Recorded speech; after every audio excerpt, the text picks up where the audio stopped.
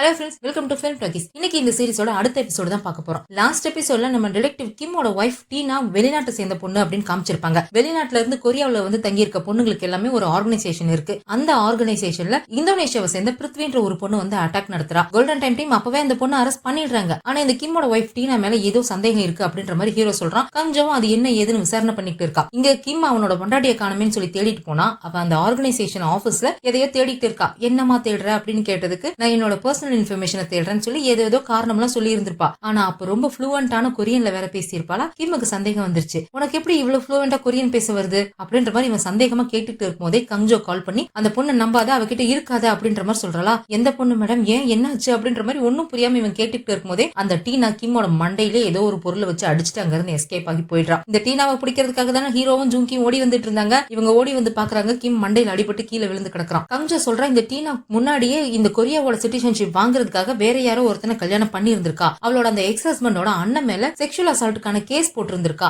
அந்த கேஸ்ல டீனா தான் தோத்து போயிட்டா, அவங்க அண்ணன் ஜெயிச்சிட்டான். ஆனா அதுக்கப்புறம் அந்த பொண்ணு எங்க போனானே தெரியல. இப்ப திடீர்னு இங்க வந்து கிம்ம கல்யாணம் பண்ணிருக்கா அப்படின்ற விஷயத்த கஞ்சோ சொல்றான். சரி ஜுங்கி, நீ அவனை கூட்டிட்டு ஹாஸ்பிட்டலுக்கு போ, நான் போய் அந்த பொண்ணை தேடுறேன் அப்படின்னு சொல்லிட்டு இவன் அந்த பொண்ணை தேடி ஓடிக்கிட்டு இருக்கான். அந்த பில்டிங் பூரா தேடிக்கிட்டு இருக்கானா. ஒரு இடத்துல அந்த க்ளூ ஒன்னு அந்த ரூம் பூரா ஊத்தி வச்சிருந்தாங்களே, அந்த க்ளூவை மிதிச்சிட்டு நடந்து போன அந்த காலடி தடம் தெரியுது. அதை ஃபாலோ பண்ணிட்டே போகும்போது அந்த பொண்ணு அந்த பில்டிங்ல இருந்து தப்பிச்சு வெளியே ஓடிட்டு இருக்கான்னு தெரியுது. ஆனா அவளுக்காக ஒரு சுருட்ட மண்டையும் வெளியே கார்ல வெயிட் பண்ணிட்டு இருக்கான். இவ போய் அந்த கார்ல ஏறி எஸ்கேப் ஆகி போயிடுறா. அந்த கார்ல அந்த சுருட்ட மண்டையும் மட்டும் இல்ல, வேற யாரும் கூட இருக்காங்க. கிம் உடனே ஓடி போய் பாக்குறான். அந்த கார் நின்னுட்டு இருந்த இடத்துல ஒரு சிகரெட் ஒண்ணு இருக்கு. அதை எடுத்து ஸ்மெல் பண்ணி பார்த்தா லவங்கத்தோட ஸ்மெல் வருது. இவன் உடனே கஞ்சோக்ட இன்ஃபார்ம் பண்றான், இந்த பொண்ணு தப்பிச்சு போயிட்டா, யாரும் அவளுக்காக வெளியே கார்ல வெயிட் பண்ணிட்டு இருந்தாங்க, அந்த கார்ல ஏறி எஸ்கேப் ஆகி போயிட்டா. அந்த கார் இருந்த இடத்துல ஒரு சிகரெட் கிடைச்சிருக்கு. இது இல்லீகலா இந்தோனேஷியாவில யூஸ் பண்ற சிகரெட். மேபி அந்த கார்ல இருந்தவன் இந்தோனேஷியா கூட இருக்கலாம். சிசிடிவி கேமரால கொஞ்சம் செக் பண்ணு அப்படின்ற மாதிரி சொல்றான். ஆனா அந்த இடத்துல சிசிடிவி கேமராவே இல்ல. சரி அந்த பொண்ணோட போனையாவது ட்ராக் பண்ணலாம்னு பார்த்தா அவ போன் அங்கேயே தூக்கி போட்டுட்டு போயிட்டு அவளோட போன் சிக்னல் அந்த விமன் சென்டர் தான் காமிக்குதுன்னு சொல்றாங்க. சரி இங்க எங்கேயாவது அக்கம் பக்கத்துல இருக்கிறவங்க யாராவது இந்த கார்ல இருக்கவங்கள பாத்துருக்காங்களான்னு கேட்டு பார்ப்போம் அப்படின்னு பார்த்தா அதுவுமே யாருமே பார்க்கல அப்படின்ற மாதிரி சொல்லிடுறாங்க. ஒரு க்ளூவுமே கிடைக்கவே இல்ல. அப்ப இங்க கண்ட்ரோல் ரூமுக்கு பார்க்குக்கு ஒரு இன்ஃபர்மேஷன் வருது. அந்த இந்தோனேஷியன் பொண்ணு பிருத்வியை போலீஸ் ஸ்டேஷனுக்கு கூட்டிட்டு வந்துட்டாங்களாமா. இன்ட்ராகேஷன் ரூம்ல வச்சிருக்கோம், அந்த பொண்ணை விசாரணை பண்ணணும் அப்படின்னு சொல்லி பார்க்க வர சொல்லியிருப்பாங்க போல இருக்கு. ஏன்னா பார்க்குக்கு தானே நிறைய லாங்குவேஜஸ் தெரியும், அதனால பார்க்க இன்ட்ராகேட் பண்ண வர சொல்லியிருக்காங்க. இவ வந்து கஞ்சோவையும் வாங்க போலாம் அப்படின்னு சொல்லி கூப்பிட்டு இருக்கா. அது மட்டும் இல்லாம மெடிக்கல் டீம் அந்த பொண்ணை செக் பண்ணி பார்த்திருக்காங்க. அவளோட வயித்துல குழந்தை பிறந்த ஸ்ட்ரெச் மார்க் வரும் இல்லையா, அந்த ஸ்ட்ரெச் மார்க் இருந்திருக்கு. அந்த பொண்ணுக்கு இப்ப ரீசெண்டா தான் குழந்தை பிறந்திருக்கு அப்படின்ற விஷயத்தையும் அவங்க கண்டுபிடிச்சிருக்காங்க அப்படின்னு சொல்றா. கஞ்சோ ஹீரோக்கும் கால் பண்ணி அவனையுமே இன்ட்ராகேட் பண்றதுக்காக வர சொல்றா. ஹீரோ சொல்றான், எனக்கு என்னமோ இது சாதாரணமா விமன் சென்டர்ல நடந்த அட்டாக்காவோ இல்ல கிம்ம ஏமாத்தி கல்யாணம் பண்ணிக்கிட்ட ஒரு ஃப்ராட் மேரேஜாவோ எனக்கு தெரியல. இதுக்கு பின்னாடி ஏதாவது ஒரு இன்டர்நேஷனல் கேங் இருக்குமோன்னு எனக்கு தோணுது அப்படின்ற மாதிரி ஹீரோ சொல்றானா. வெறும் கேங் மட்டும் இல்ல, இதுல ஏதோ குழந்தையும் சம்பந்தப்பட்டிருக்குமோன்னு எனக்கு தோணுது. ஏன்னா இந்த பிருத்விக்கு இப்பதான் குழந்தை பிறந்திருக்கு அப்படின்னு கண்டுபிடிச்சிருக்காங்க. அது மட்டும் இல்லாம அவ அந்த ஹெட்லேடியை திட்டும் போது கூட குழந்தைய திங்கிற சாத்தான்னு சொல்லி தான் திட்டினா. இதுல ஏதோ குழந்தையும் இன்வால்வ் ஆகிருக்கு அப்படின்ற விஷயத்த சொல்லி அவனையுமே அங்க இன்ட்ராகேட் பண்றதுக்காக வர சொல்றான். இன்னொரு பக்கம் கிம் ஆம்புலன்ஸ்ல ஏத்தி ஜூங்கி தான் ஹாஸ்பிட்டலுக்கு கூட்டிட்டு போயிட்டு இருக்காரு. அவன் இப்ப கூட டீனா வந்து ஏதோ தப்பு பண்ணிட்டா அப்படிங்கறத நம்புறதுக்கு தயாராவே இல்ல. அவளை யாரோ ஃபோர்ஸ் பண்றாங்க, யாரோ அவளை மிரட்டி தான் இதை பண்ண வச்சிருக்காங்க. டீனா இப்படி பண்ற ஆளே கிடையாது அப்படின்ற மாதிரி நம்பிக்கிட்டு இருக்கான். ஜூங்கி திட்டுறாரு, டேய் பைத்தியக்காரா, அந்த பொண்ணு மட்டும் கொஞ்சம் கரெக்டா அடிச்சிருந்தானே இந்நேரம் உயிர் போயிருக்கும். நீ கொஞ்சம் நகர்ந்ததுனால அடி மிஸ் ஆகி நீ எப்படியோ இப்ப உயிரோட இருக்க, இன்னமும் மாட அவளை நம்புற அப்படின்ற மாதிரி திட்டிட்டு இருக்கும் போதே ஜின்னு கால் பண்றான் கால் சென்டர்ல இருந்து. சார் உங்ககிட்ட அந்த டீனாவை பத்தி ஒரு சில கேள்விகள் கேட்கணும், கேட்கலாமா அப்படின்ற மாதிரி தயங்கி கேக்குறேன்னா. கேளு, நான் நல்லா தான் இருக்கேன் அப்படின்ற மாதிரி கிம் சொல்லவும், நீங்க டீனாவை எப்ப மீட் பண்ணீங்க அப்படின்னு கேட்கறான். ஒரு நாள் சப்வேல மீட் பண்ணேன், அவளோட வாலெட்டை மிஸ் பண்ணிட்டா, அதை கண்டுபிடிச்சு கொடுக்கறதுக்கு நான் ஹெல்ப் பண்ணேன். அப்புறம் எனக்கு டீனாவை பத்தி எல்லாமே தெரியும், அவளோட எக்ஸ் ஹஸ்பண்ட பத்தியும் தெரியும், அவளுடைய பாஸ்ட் லைஃப பத்தி தெரியும். என்கிட்ட அவ எதையுமே மறைக்கவே இல்ல. கண்டிப்பா டீனா எந்த தப்பும் பண்ணிருக்கவே மாட்டா, அவளை யாரோ ஃபோர்ஸ் பண்ணி தான் பண்ணிருக்காங்க, அவ இந்த மாதிரி பண்ற ஆள் கிடையாது அப்படின்னு சொல்லி இங்கேயும் அதே பாட்டை பாடிட்டு இருக்கான். ஜின்னுக்கு ஒரு மாதிரி சங்கட்டமா இருக்கு. சார் இல்ல சார், ஆக்சுவலா டீனா அங்க இருந்து எஸ்கேப் ஆகி போகும்போது அவங்க போன் அங்கேயே தூக்கி போட்டுட்டு வேற யாரும் சில ஆட்களோட சேர்ந்து தான் எஸ்கேப் ஆகி போயிருக்காங்க. அவங்க எஸ்கேப் ஆகி போன இடத்துல இந்தோனேஷியாவில் யூஸ் பண்ற ஒரு சிகரெட் பட்டுமே கிடைச்சிருக்கு சார் அப்படின்ற மாதிரி சொல்றானா. அதை கேட்க கிம்முக்கு ஒரு மாதிரி இங்க கஷ்டமா இருக்குது, ரொம்ப கஷ்டப்பட்டு இருக்கான். ஜூங்கி தான் டே நாங்க ஹாஸ்பிட்டலுக்கு போயிட்டு இருக்காண்டா, நீ இப்ப கேள்வி எல்லாம் அப்புறம் கேட்டுக்கடா விடுடா அப்படின்ற மாதிரி சொல்றாங்க. சரி சார் நீங்க ஹாஸ்பிட்டலுக்கு போயிட்டு உங்களோட வேலையெல்லாம் முடிச்சுட்டு நேரா போலீஸ் ஸ்டேஷனுக்கு வந்துருங்க. டீம் லீடருமே போலீஸ் ஸ்டேஷனுக்கு தான் வராரு, ஏன்னா அந்த பிருத்வியை கூட்டிட்டு வந்துட்டாங்களா விசாரணை பண்ணணும் அப்படின்னு சொன்னதும் பெட்ல படுத்திருந்தவன் திடுக்கிட எந்திரிச்சு உட்கார்ந்துறான். இல்ல நம்ம போலீஸ் ஸ்டேஷனுக்கு போலாம், அந்த இந்தோனேஷியா பொண்ணுக்கு கண்டிப்பா டீனாவுக்கு என்ன ஆச்சுன்னு தெரிஞ்சிருக்கும், நான் அந்த பொண்ணு கிட்ட போய் கேட்கணும் அப்படின்னு சொல்லி தலையில போட்டிருந்த கட்டெல்லாம் கழட்டிடுறான். டே உனக்கு அடிபட்டு இருக்குடா அப்படின்னா, அதெல்லாம் இல்ல நான் நல்லா தான் இருக்கேன், முதல்ல டீனாக்கு என்னாச்சுன்னு பாக்கணும், வாங்க போலாம் அப்படின்ற மாதிரி இவன் இங்க கத்திக்கிட்டு இருக்கான். இங்க போலீஸ் ஸ்டேஷன்ல அந்த இந்தோனேஷியன் பொண்ணு பிருத்வியை பார்க்கும் கஞ்சோவும் விசாரணை பண்ணிட்டு இருக்காங்க. ஹீரோவும் டிடெக்டிவ் யாவும் அப்சர்வேஷன் ரூம்ல நின்னு பாத்துக்கிட்டு இருக்காங்க. இந்த பொண்ணு அந்த விமன் சென்டர்ல போய் ஒரு அட்டாக் ஒண்ணு பண்ணா இல்லையா, கொலன்னு ஒரு லிக்விட ஊத்தி பேம்பு வச்சு ஒரு அட்டாக் பண்ணா இல்லையா, அது வந்து இந்தோனேஷியாவுல பயன்படுத்துற ஒரு பழமையான ரிச்சுவல் ஆமா. ஒரு பில்ல தண்ணியில போட்டு வேக வைக்கும் போது அந்த லிக்விட் கொலன்னு இருக்கிற லிக்விட் கிடைக்குமா, அதை வச்சு சாத்தான விரட்டுறதுக்காக அந்த காலத்துல பயன்படுத்தின ஒரு பழமையான ரிச்சுவலாம். அதை இந்த பொண்ணு இங்க பயன்படுத்தி இருக்கா. எதுக்காக அப்படி பண்ணுன? அங்க இருந்தவங்க எல்லாருமே உன்ன மாதிரியே வேற நாட்டுல இருந்து இங்க பொழைக்கிறதுக்காக வந்த பொண்ணுங்க தானே, எதுக்காக நீ அவங்க மேல இப்படி ஒரு அட்டாக் பண்ணுன அப்படின்ற மாதிரி கேக்குறாங்களா. ஆனா அந்த பொண்ணு இவங்களை பார்த்து ரொம்ப கோவப்படுறா. ஒரு மாதிரி யார பார்த்தாலுமே கோவத்துல இருந்தா எப்படி இருப்பாங்க அந்த மாதிரிதான் இருக்கா. நீங்க எல்லாருமே ரொம்ப கெட்டவங்க, கொரியன்ஸ் எல்லாருமே மோசமானவங்க, பொய்க்காரங்க, அப்படியே ரொம்ப நல்லவங்க மாதிரி காமிச்சுக்குவீங்க. ஆனா உண்மையிலேயே நீங்க எல்லாம் ரொம்ப ரொம்ப கேவலமானவங்க, என்ன மாதிரி ஆளுங்க எல்லாம் நீங்க மட்டமா தானே பாக்குறீங்க அப்படின்ற மாதிரி அந்த பொண்ணு ரொம்ப கோவமா பேசுறா. இங்க பாருமா, நீ முதல்ல எங்களை நம்பு, எங்களை நம்பினாதான் எங்களால உனக்கு உதவி பண்ண முடியும், தயவு செஞ்சு என்ன நடந்துச்சுன்னு சொல்லு. அந்த விமன் சென்டர்ல ஹெட் லேடிய குழந்தைய திங்கிற சாத்தான்னு சொல்லி திட்டின. எதனால அப்படி திட்டின? உன்னோட குழந்தை எதுவும் அவங்க எடுத்துக்கிட்டாங்களா, இல்ல ஏதாவது உன்னோட குழந்தைக்கு ஏதாவது பண்ணிட்டாங்களா, என்ன விஷயம் அப்படின்ற மாதிரி கேக்குறாங்களா. இந்த குழந்தைன்ற விஷயத்தை கேட்டதுமே அந்த பொண்ணு ஒரு மாதிரி ரொம்ப டென்ஷன் ஆயிடுறா. தலையை பிச்சுக்கிட்டு கத்துன்னு கத்திக்கிட்டு இருக்கா. கஞ்சோ தான் அந்த பொண்ணை பேசி பேசி சமாதானப்படுத்தி அமைதிப்படுத்திட்டு இருக்கா. எங்க கிட்ட சொல்லு, நாங்க ஹெல்ப் பண்றோம், எங்களை நம்பு அப்படின்ற மாதிரி சொன்னதுக்கு அப்புறம் தான் அந்த பொண்ணு சொல்றா, நான் அங்க இருக்கிற யாரையுமே காயப்படுத்தணும்னு நினைக்கவே இல்ல,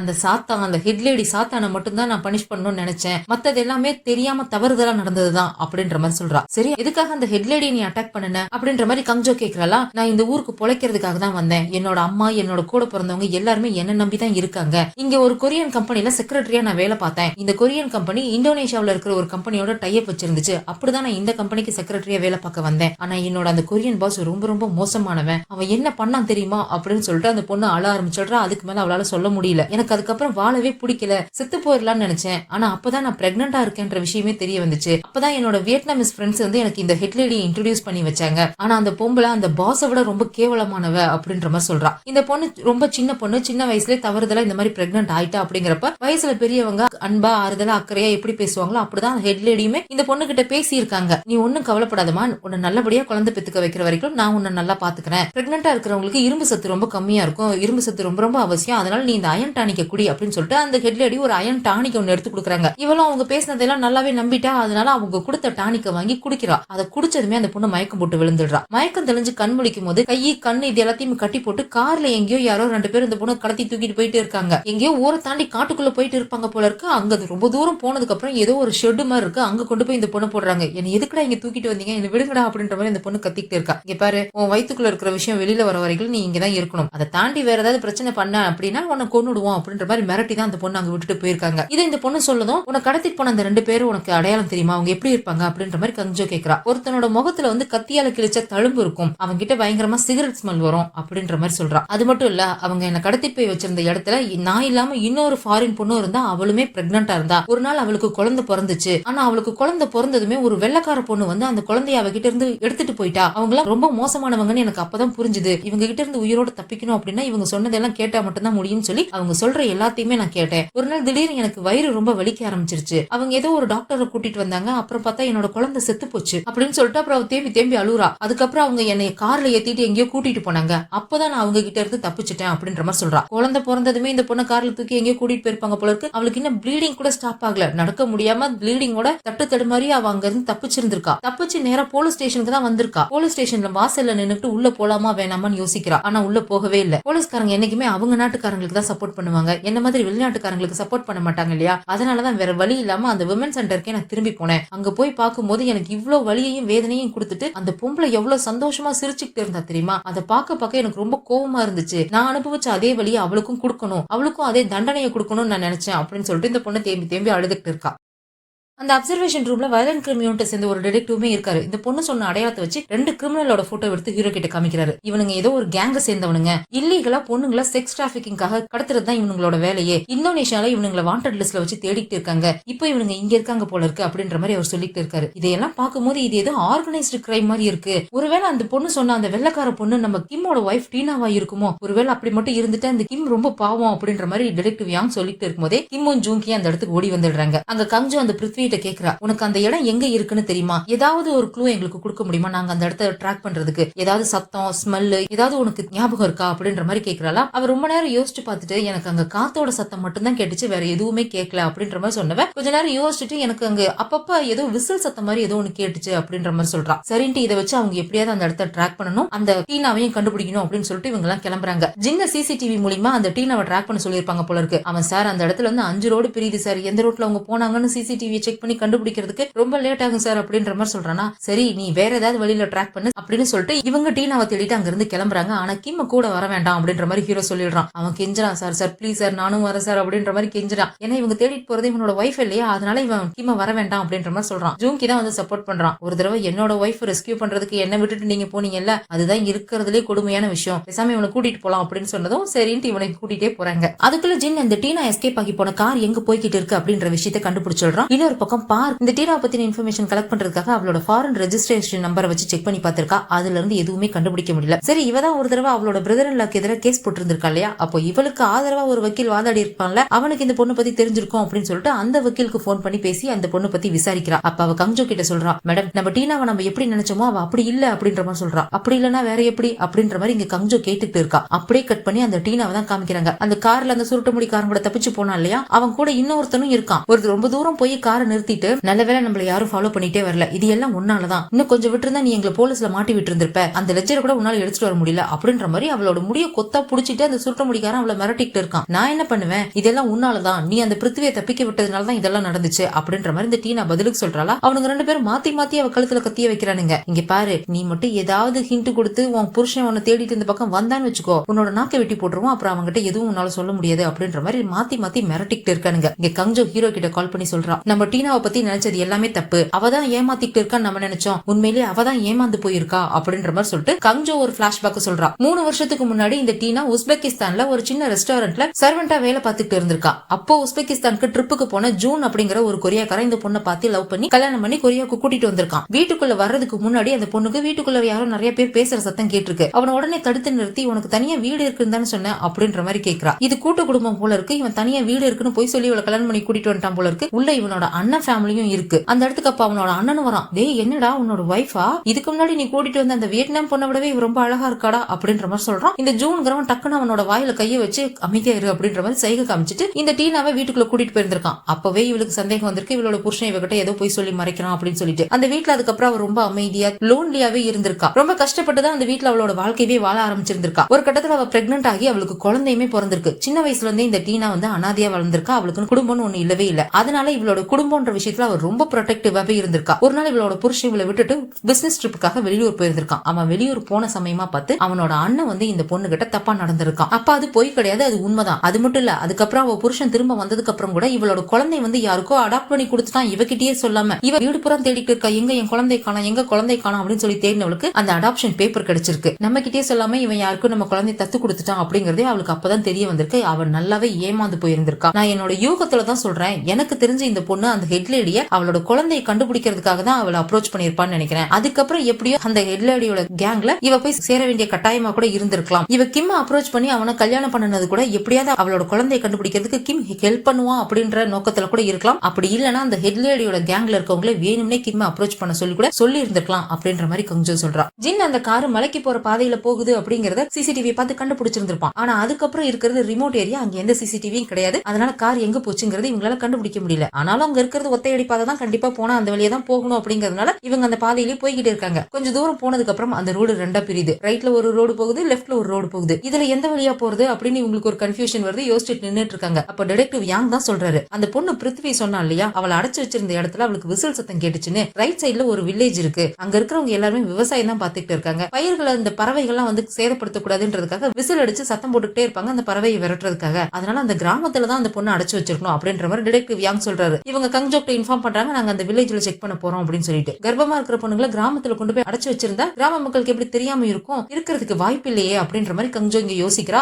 அப்போ அங்க ஹீரோ நின்னுட்டு இருக்கிற இடத்துல அவளுக்கு அந்த விசில் சத்தம் வாக்கி டாக்கி மூலியமா கேக்குது. அதுவும் ஹீரோவுக்கு பக்கத்திலேயே கேக்குது. அப்புறம் கொஞ்ச நேரத்துல தூரமா கேக்குது. அப்புறம் மறுபடியும் பக்கத்துல கேக்குது. என்னடா இது, இந்த சத்தம் அங்க இங்க மாத்தி மாத்தி கேக்குது, நம்ம காது எதுவும் பிரச்சனையா அப்படின்ற மாதிரி கன்ஃபியூஸ் ஆனவ ஹீரோ கிட்டே சொல்றா. உன்னை சுத்தி தான்ப்பா எனக்கு அந்த விசில் சத்தம் கேக்குது, ஆனா அது மூவ் ஆகிக்கிட்டே இருக்கு, ஏன்னு தான் தெரியல அப்படின்ற மாதிரி சொல்றாளா. இவன் சுத்தி சுத்தி பாக்குறான், என்ன சுத்தி எங்க விசில் சத்தம் கேக்குது அப்படின்னு சொல்லிட்டு சுத்தி சுத்தி பார்க்கும்போதுதான் வானத்துல பறவைங்க கூட்டமா பறந்து போய்கிட்டு இருக்கு. அதுங்க போடுற சத்தம் விசில் அடிக்கிற மாதிரி இருக்கு. இங்க பறவைங்க தான் கொஞ்சம் பறந்து போகுது, அதோட சத்தம் தான் உனக்கு கேட்டிருக்கு அப்படின்ற மாதிரி சொல்றானா. உடனே இவங்க செக் பண்ணி பாக்குறாங்க, இந்த மாதிரி விசில் அடிக்கிற மாதிரி எந்த பறவை சத்தம் போடுதுன்னு சொல்லிட்டு ஏதோ ஒரு பறவையை கண்டுபிடிக்கிறாங்க. இந்த பறவை வந்து மழையும் தண்ணியும் சேர்ந்து இருக்கிற இடத்துல மட்டும்தான் இருக்கும் அப்படின்ற விஷயத்த கண்டுபிடிக்கிறாங்களா. உடனே மேப்ல செக் பண்ணி பாக்குறாங்க, அது ஃபுல்லாவே மலை தான். ரைட் சைடுல இருக்கிறது வில்லேஜ், லெஃப்ட் சைடுல ஒரு ஆறு இருக்கு, அங்க மக்கள் யாரும் வாழல அப்படின்றத கண்டுபிடிக்கிறாங்க. அப்ப கண்டிப்பா பறவைங்க அங்கதான் இருக்கணும், மக்கள் அதிகமா அதிகமா இல்லங்கிறப்ப அங்க பறவைகள் நிறையவே இருக்கும், அங்கதான் அந்த பொண்ணு அடைச்சு வச்சிருந்திருக்கணும் அப்படின்ற மாதிரி சொல்றாங்க. சரின்னு இவங்களும் லெஃப்ட் சைட்ல கிளம்பி போயிட்டு இருக்காங்க. ஆனா இந்த விஷயம் அங்க இருக்கிற ஆட்களுக்கு எப்படி தெரிஞ்சு போச்சு, போலீஸ் வராங்கன்னு தெரிஞ்சதும் அந்த இடத்த எல்லாம் கிளியர் பண்ணிக்கிட்டு இருக்காங்க. அப்ப இங்க பார்க்குக்கு ஒரு சந்தேகம் வருது. அது கங்ஜோட்ட கேக்குறா, இந்த விமன் சென்டர்ல அட்டாக் நடந்தப்போ இந்த டீனா பொண்ணு தப்பிச்சு போறதா இருந்தா அப்பயே தப்பிச்சு போயிருக்கலாம்ல, எதுக்காக இவ தப்பிச்சு போகாம அந்த ஆபீஸ்ல போய் என்னத்தையே தேடிட்டு இருக்கணும் அப்படின்ற மாதிரி கேக்குறா. ஆமா இல்ல அப்படின்னு கங்ஜோக்கு இப்பதான் ஞாபகம் வருது. கிம் போய் அவகிட்ட என்ன தேடுறேன்னு கேட்டதுக்கு என்னோட பர்சனல் இன்ஃபர்மேஷன்ஸ் தேடுறேன், யாரும் அதை திருடிட்டு போய் ஏமாத்திர கூடாது இல்ல அப்படின்ற மாதிரி சொல்லி இருந்திருப்பா. ஆனா கண்டிப்பா அவ பர்சனல் இன்ஃபர்மேஷன் தேடி இருக்க மாட்டா, வேற என்ன தேடி இருப்பா அப்படின்ற மாதிரி யோசிக்கும் போதுதான் அவளுக்கு ஒரு விஷயம் ஞாபகம் வருது. அந்த ஹெட்லேடிக்கு ஃபர்ஸ்ட் எய்ட் கொடுக்கும் போது இந்த பொண்ணு பேசினதை இவ கேட்டிருப்பா இல்லையா, நான் கண்டுபிடிப்பேன் கொல்லுவேன் அப்படின்ற மாதிரி சொல்லி இருந்திருப்பா. இவ அப்ப என்ன நினைச்சிருந்திருப்பா, இவ பிருத்திவியை கொல்ல போறதா சொன்னா அப்படின்ற மாதிரி நினைச்சிருந்திருப்பா. ஆனா உண்மையிலேயே அந்த பொண்ணு என்ன சொல்லிருப்பானா, அந்த லெட்ஜர் எங்க, அந்த லெட்ஜர் எங்கன்னு சொல்லிடு, அதை நான் கண்டுபிடிக்கணும், இல்லன்னா நான் உன்னை கொன்னுடுவேன் அப்படின்ற மாதிரி சொல்லி இருந்திருப்பா. அவ ஏதோ ஒரு லெட்ஜர் தான் தேடிட்டு இருந்திருக்கா அப்படின்ற விஷயம் தெரிய வருதா. அந்த ஆபீஸ்ல இருந்த எல்லா பொருட்களையும் இவங்க சீஸ் பண்ணிட்டு வந்துட்டாங்க போல இருக்கு. அது வயலன்ட் கிரைம் யூனிட்ல தான் இருக்கு, அதை உடனே போய் செக் பண்ணு அப்படின்னு சொல்லிட்டு பார்க்க அனுப்பி வைக்கிறா. இவளும் போய் செக் பண்றா. அங்க ஏதோ ஒரு டைரி அவளுக்கு கிடைக்குது, எடுத்து பாக்குறா. இந்த டைரியில குழந்தைய யாரு அடாப்ட் பண்ணாங்க, யாரு சரகேட் பண்ணாங்க, எப்ப பண்ணாங்க, என்ன காரணத்துக்காக பண்ணாங்க அப்படின்ற டீடைல் எல்லாம் இருக்கு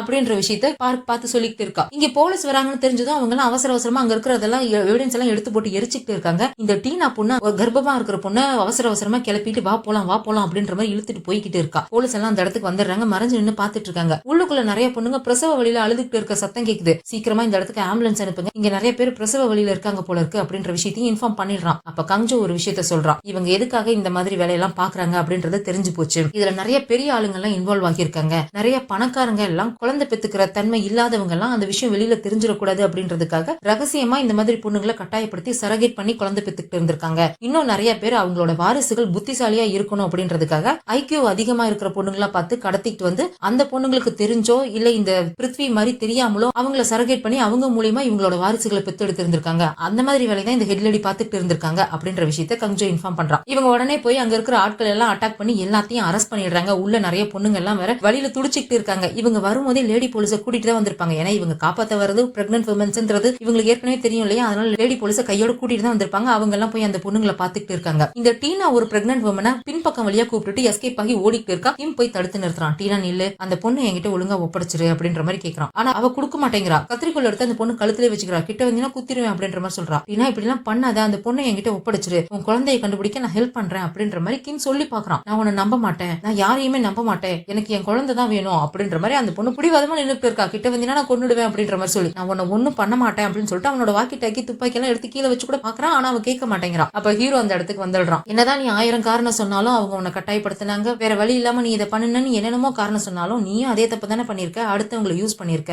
நீயும் அவங்களும் ஒண்ணுதான் அப்படின்ற மாதிரி இங்க ஹீரோ சொல்லிட்டு இருக்கும் போதே அங்க கங்ஜோ இன்னொரு முக்கியமான விஷயத்த சொல்றா. கிம் வேற அவனோட வாக்கி டாக்கி கீழே வச்சுட்டானா, அதுவும் வேற ஆன்ல இருக்கா. அது மூலியமா அந்த பொண்ணுமே கங்ஜோ பேசுறத கேட்டுடுறா. அந்த லெட்ஜரை இவங்க கண்டுபிடிச்சாங்க இல்லையா, அதுல வந்து இந்த டீனாவோட குழந்தைக்கு என்னாச்சு அப்படின்ற இன்ஃபர்மேஷன் இருந்திருக்க போல இருக்கு. அதான் இங்க சொல்றா. டீனாவோட குழந்தைய அடாப்ட் பண்ணிட்டு போய் கொஞ்ச நாளிலேயே அது இறந்து போயிடுச்சு, அது இப்ப உயிரோடவே இல்ல அப்படின்ற விஷயத்த சொல்றா. அதை கேட்டதும் அவளுக்கு பைத்தியம் பிடிச்ச மாதிரி கத்திக்கிட்டு இருக்கா. கத்திரிக்கோள் எடுத்துட்டு அவ பாட்டுக்கு அட்டாக் பண்ண வரா. கிம் தான் போய் அந்த கத்திரிக்கோளை கையில பிடிச்சு தடுத்து நிறுத்துறான். அவன் கையெல்லாம் ரத்தமா ஒழுகிட்டு இருக்கு. அப்படியே கீழே உட்காந்துட்டு தேம்பி தேம்பி அழுதுட்டு இருக்கா. ஹீரோ போய் அவனோட ஹேண்ட் கஃப் எடுத்து கிம் கையில கொடுத்துட்டு வந்துடுறான். கிம் தான் போய் அந்த பொண்ணுக்கு ஹேண்ட் கஃப் மாட்டி அரெஸ்ட் பண்றான். நீ இந்த மாதிரி ஹியூமன் டிராபிகிங் பண்ணதுக்காகவும் கிட்னாப்பிங் வேலை பார்த்ததுக்காகவும் உன்னை அரெஸ்ட் பண்றேன் அப்படின்னு சொல்லிட்டு அரெஸ்ட் பண்ணி கூட்டிட்டு வரான். கடைசியில வேன்ல ஏறும்போது சாரி அப்படின்ற மாதிரி மட்டும் சொல்லிட்டு அந்த பொண்ணு போறான். அப்போ ஹீரோக்கு ஜின் கிட்ட இருந்து கால் வருது. சார் நீங்க சொன்ன விஷயத்தை கண்டுபிடிச்சிட்டேன் அப்படின்ற மாதிரி. இவன் சோயாங் அப்படின்ற யாரோ ஒருத்தன் வெளிநாட்டுக்கு தப்பிச்சு போனானா எனக்கு இன்ஃபார்ம் பண்ணுன்னு சொன்னாலையா, அதை தான் சொல்றான் போல இருக்கு. அதை கேட்டுதான் அவசர அவசரமா அங்க இருந்து கிளம்பி போறான்.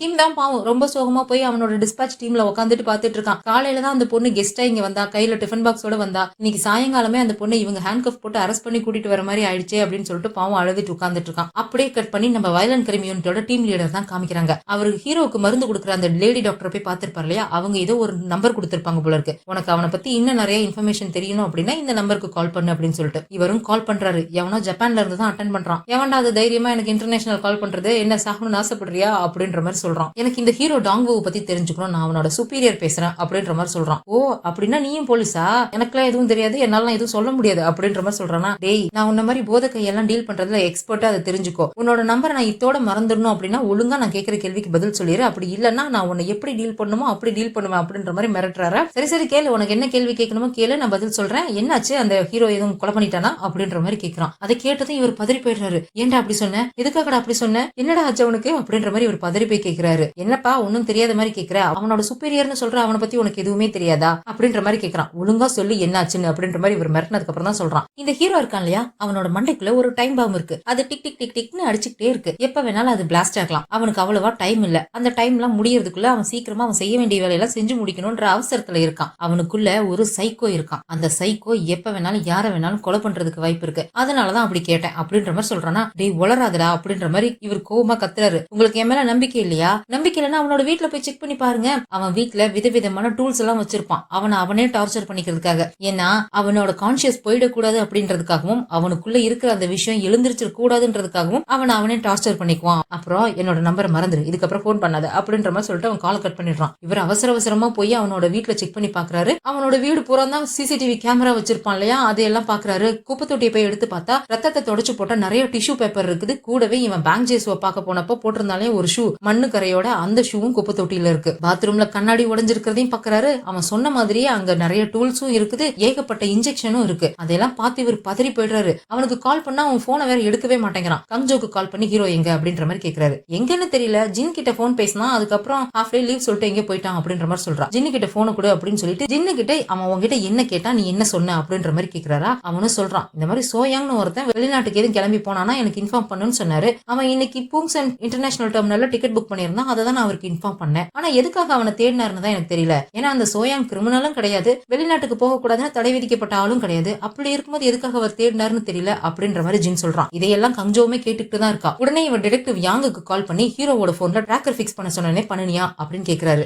பண்ணிட்டேன் சார், உங்களுக்கு லாயலா இருக்கிறதுனால நான் நீங்க சொன்ன வேலையை பண்ணிட்டேன். ஆனா நம்ம டீமுக்குள்ள எந்த பிரச்சனையும் வரக்கூடாதுன்னு நினைக்கிறேன் சார் அப்படின்ற மாதிரி சொல்லிட்டு அவன் வேற எதுவும் சொல்ல மாட்டேன்ற மாதிரி இழுக்கிறானா. ஒழுங்கா சொல்றான், அவன் எங்க இருக்கான்னு அவனோட லொகேஷனை ட்ராக் பண்ணி சொல்லுடா அப்படின்ற மாதிரி இவர் கத்தவும் அவனும் செக் பண்ணி பார்த்துட்டு இந்த மாதிரி பூங்சன் இன்டர்நேஷனல் டெர்மினல்ல இருக்கான் சார் அப்படின்ற விஷயத்த சொல்லிடுறான். இவர் உடனே நேரா கிளம்பி அந்த இடத்துக்கு தான் போய்கிட்டு இருக்காரு. அங்க பூங்சன் இன்டர்நேஷனல் டெர்மினல்ல இவன் நின்னுட்டு இருக்கான். இப்ப அப்படியே கட் பண்ணி பேங்க் ஜேசு ஜெயில இருந்து எஸ்கேப் ஆகிறதுக்கு ஒரு நாள் முன்னாடி என்ன நடந்ததுன்னு காமிக்கிறாங்க. இவன் தேடிட்டு இருக்கான் இல்லையா சோயாங்னு சொல்லி ஒரு ஆளு, அது வேற யாரும் இல்ல, இந்த பேங்க் ஜேசு ஜெயில போய் ஒரு லாயர் பார்த்தான் இல்லையா, இவன் கூட எஸ்கேப் ஆகிறதுக்கு பிளான் போட்டு கொடுத்தான்ல, அதே லாயர் தான். இவன் ஜெயில போய் பேங்க் ஜேசுவ பார்த்தான்ற விஷயம் ஹீரோக்கு தெரிஞ்சதுனால அவனை அப்படியே கொத்தா தூக்கிட்டு வந்து அவனை அடிச்சு டார்ச்சர் பண்ணிட்டு இருக்கான். ஒழுங்கா உண்மை சொல்லிடு, இல்லனா இப்படியே தண்ணிக்குள்ள முங்க வச்சு சாகடிச்சிருவேன். எதுக்காக நீ பேங்க் ஜேசுவ ஜெயில போய் பார்த்த, ரெண்டு பேர் சேர்ந்து என்ன பிளான் பண்ணீங்க அப்படின்ற மாதிரி அடிச்சு விசாரிச்சிருந்திருக்கான். அவனும் எல்லாத்தையும் சொல்லிட்டான். இந்த மாதிரி அவன் ஃபேக்கா சூசைட் பிளான் பண்ணி அது மூலியமா ஜெயில இருந்து எஸ்கேப் ஆக பிளான் பண்ணிருக்கான் அப்படின்னு எல்லாத்தையும் சொல்லிட்டான். எங்க எப்போ எந்த டைம்ல எந்த இடத்துல அப்படின்னு சொல்லி எல்லா விவரத்தையுமே அவன் சொல்லிட்டான். அப்படிதான் கரெக்டா அவன் எஸ்கேப் ஆனப்ப ஹீரோ அந்த இடத்துக்கு வந்து நின்று இருந்திருக்கான் போல இருக்கு. இப்ப இவன் இங்கே வெளிநாட்டுக்கு எஸ்கேப் ஆகி போறான்னு தெரிஞ்சு இவனை பிடிக்கிறதுக்காக இந்த டெர்மினல்ல வந்து நின்னுட்டு இருக்கான். அவன் யாராவது பாக்குறாங்களா அப்படின்னு சொல்லி பம்மி எங்கே போனவன் அங்க ஹீரோ நின்னுட்டு இருக்கிறத பார்த்துட்டு அங்க இருந்து தலை தெறிக்க எஸ்கேப் ஆகி ஓடிட்டு இருக்கான். இவனும் பின்னாடியே விரட்டிட்டு இருக்கான். இந்த கண்டெய்னர் எல்லாம் அடுக்கி வச்சிருப்பாங்களே கண்டெய்னர் யார்டு, அங்க ரெண்டு பேரும் ஓடி வந்துடுறாங்க. அவனை எப்படியோ ஒரு வழியை விரட்டி புடிச்சிடுறான். கரெக்டா வயலண்ட் கிரைம் யூனிட்டோட டீம் லீடரும் ஹீரோவோட லொகேஷனை கண்டுபிடிச்சு இந்த கண்டெய்னர் யார்டுக்கு தான் தேடி வந்துட்டு இருக்காரு. நான் உங்ககிட்ட அப்பவே சொன்னல, எனக்கு நீ துரோகம் பண்ணினா உன்னை நான் சும்மா விட மாட்டேன், கொன்னுடுவேன்னு சொல்லி, எதுக்குடா எனக்கு துரோகம் பண்ண அப்படின்னு சொல்லி போட்டு அடி நடிக்கிறான். அவன் ஒரு கையை ஹேண்ட் கப் போட்டு கம்பியில மாட்டி விட்டுட்டு போட்டு அடிச்சிட்டு இருக்கான். போலீஸ்காரன் விசாரிக்கிற மாதிரியே விசாரிக்கல, ஏதோ கொலகாரம் அடிக்கிற மாதிரி அடிச்சுட்டு இருக்கான். இப்ப எதுக்காக இவன் கொலவெறியோட இவன் அடிச்சுட்டு இருக்கான் அப்படின்னா, அன்னைக்கு இவன் பேங்க் ஜேசுவோட பிளான் எல்லாம் கேட்டு தெரிஞ்சுட்டு அந்த இடத்துக்கு போயிருக்கான். பேங்க் ஜேசுவை எப்படியாவது பிடிச்சி அந்த ஒயர் ஷூன் யாரு என்னங்கிற டீடைல் எல்லாம் வாங்கி அவனை கண்டுபிடிச்சிடலாம் அப்படின்ற பிளானோட தான் இவன் அங்க போயிருக்கான். ஆனா பின்னாடி அந்த ஒயர் ஷூனும் வந்து நின்று இருக்கான் இல்லையா, அவன் அங்க வந்து நின்று இருக்கானா, அவனுக்கும் இதே இன்ஃபர்மேஷன் இவன் தான் சொல்லியிருக்கணும் அப்படின்னு தான் இவனை விரட்டிட்டு வந்திருக்கான். எதுக்காகடா நீ எனக்கு துரோகம் பண்ண அப்படின்னு சொல்லி போட்டு அடி அடிச்சுட்டு இருக்கான். சார் எனக்கு அந்த மாஸ்டர் டைரக்டாவே மெசேஜ் பண்ணி கேட்டார் சார், என்னால எப்படி சார் கொடுக்காம இருக்க முடியும், அந்த ஜப்பான் கேங் எல்லாம் ரொம்ப பெரிய ஆளுங்க சார், அவங்க முன்னாடி நாமெல்லாம் ஒண்ணுமே இல்ல, அதுவும் டோக்கி அவங்க டார்ச்சர் பண்ண விஷயத்தெல்லாம் கேள்விப்பட்டதுக்கு அப்புறம் நான் எப்படி சார் அவங்க கிட்ட முடியாதுன்னு சொல்ல முடியும் அப்படின்னு சொல்லி அவன் அழுது கெஞ்சிட்டு இருக்கான். அவனுக்கு அங்கங்க அடிப்பட்ட ரத்தம் ஒழுகிட்டு இருக்கு. கரெக்டா இந்த காது ஜாயிண்ட் ஆகிற இடத்துல ரத்தம் ஒழுகுதா, அதை பாக்குறதுக்கு காதை கத்திய வச்சு அறுத்த மாதிரி இருக்கா. அதை பார்த்தோன்னு ஹீரோக்குள்ள என்னமோ பண்ணுது. இவன் கையில வச்சிருந்த கத்தியை கீழே போட்டுட்டு அப்படியே தலையை புடிச்சிட்டு கீழே உட்காந்துடுறான். இவனுக்கா எஸ்கேப் ஆகலான்னு பார்த்தாலும் கையில வேற ஹேண்ட் கஃப் போட்டு வச்சுட்டா, என்னடா பண்றது அப்படின்னு பாத்துட்டு இருக்கான். இவன் ரொம்ப நேரமா உட்காந்தவன் எந்திரிக்கவே இல்ல. டிடெக்டிவ் என்னாச்சு டிடெக்டிவ் அப்படின்ற மாதிரி கேட்டுட்டு இருக்கும்போதே கையில கத்தி எடுத்துட்டு அப்படியே டங்குன்னு எந்திரிச்சு நிக்கிறான். பின்னாடி ஏதாவது விஸ்வரூபம் பிஜிஎம் இருந்தா போட்டுக்கோங்க, அப்படிதான் அவன் எந்திரிச்சு நிக்கிறான். அவனை பார்த்து அந்த சோயாங் மிரண்டு போயிடுறான். இங்க இந்த டீம் லீடர் ஒரு பக்கம் ஹீரோ தேடிட்டே வந்துட்டு இருக்காரு இல்லையா, அவருக்கு இந்த சோயாங் கத்துற சத்தம் கேக்குது, என்ன விட்டுடு அப்படின்னு சொல்லிட்டு, எங்கடா இந்த சத்தம் கேக்குது அப்படின்னு சொல்லி ஒரு பதறி போய் பாத்துட்டு இருக்காரா. அங்க அந்த ஹீரோ பாக்குறதுக்கே வேற மாதிரி இருக்கான். ஏதோ சைக்கோ மாதிரி சிரிச்சுட்டு நின்னுட்டு இருக்கான். அவனோட கண்ணுக்கு இந்த சோயாங் பாக்குறதுக்கு ஏதோ ஈவில் மாதிரி தெரியவான் போல இருக்கு. அவனை கத்தி எடுத்துட்டு ரொம்ப வெறி கொண்டு தாக்குற மாதிரி போயிட்டு இருக்கான். இதோட இந்த எபிசோட் முடியுது. இதுக்கப்புறம் என்ன நடந்துச்சுங்கிறது அடுத்த எபிசோட்ல பார்த்து தெரிஞ்சுக்கலாம். இந்த வீடியோ பிடிச்சிருந்தா லைக் பண்ணிடுங்க. அப்படியே ஃப்ரெண்ட்ஸ்க்கு ஷேர் பண்ணிடுங்க. மறக்காம ஹைப்பையும் தட்டி விட்டுட்டு ஃபிலிம் டாக்கீஸ்க்கு சப்ஸ்கிரைப் பண்ணிடுங்க. அடுத்த எபிசோட்ல சந்திக்கலாம். பாய்.